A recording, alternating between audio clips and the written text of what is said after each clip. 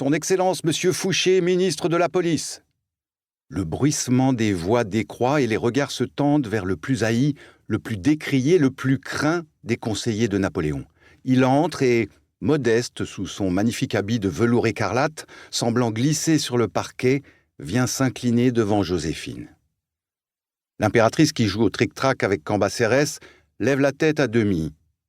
D'ordinaire, la plus aimable, la plus accueillante des femmes, elle ne dit pas un mot. Parée avec un luxe exquis, des fleurs et des perles chargeant ses cheveux châtains, dans sa robe blanche lamée d'or, décolletée à l'extrême et fardée, elle paraît une idole immobile. Fouché hausse vite le front, assène autour de lui sans embarras un regard furteur, puis, après avoir salué Cambacérès, marche droit vers l'autre bout du salon où trônent les ennemis de l'impératrice, les Bonaparte. Joséphine, autrefois la confidente, même l'associée du ministre de la Police, ne lui parle plus depuis ce jour de Fontainebleau, 3 mois avant, où il a osé, sans l'aveu de Napoléon, entretenir sa femme de la nécessité du divorce. Morigéné par l'empereur, mais soutenu par sa famille, il n'a point désarmé à tenu tête. Dans les salons de Paris, dans les feuilles publiques, ce maître de l'opinion fait sans trêve revenir le sujet douloureux, de façon que Napoléon en soit obsédé et qu'il y entende comme un écho de la volonté nationale, qui exige un héritier de l'Empire et ne l'espère plus d'une femme de 45 ans.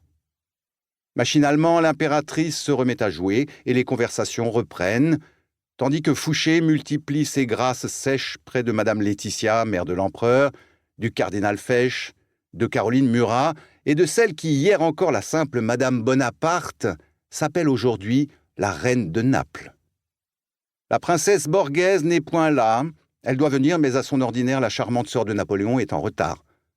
Ce soir, le retard a une cause connue et toutes les femmes réunies aux Tuileries en parlent à voix basse en regardant l'impératrice. « Je crains, Altesse, » murmure Fouché, penché vers Caroline, « que l'empereur ne se fasse attendre longtemps.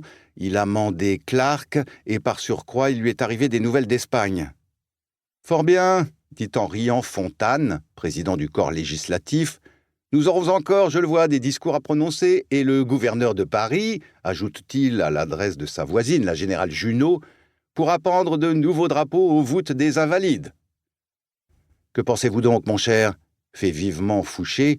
« L'empereur ne songe pas à une guerre espagnole, j'ai mes renseignements là-dessus. »« Et moi, j'ai les miens, » interrompt Talleyrand, portant haut son fin visage au nez retroussé. « Je me trompe fort ou nous verrons cette année de grands changements au-delà des Pyrénées. »« Je m'en rapporte au prince, » dit Caroline Murat, gracieuse envers Talleyrand dont elle ménage l'influence. « Si j'étais l'empereur, je ne souffrirais pas davantage les perfidies de ces Bourbons qui déshonorent leur trône. » Ce trône, elle y pense beaucoup depuis quelques mois, et elle songe que son mari, cet admirable cavalier aux costumes extravagants, et elle, surtout elle, sœur de César, y ferait assis la meilleure figure du monde. Pour continuer à écouter ce livre audio gratuitement, cliquez sur le lien dans la description et vous pourrez l'écouter en entier sans frais grâce à l'essai de 30 jours d'Audible.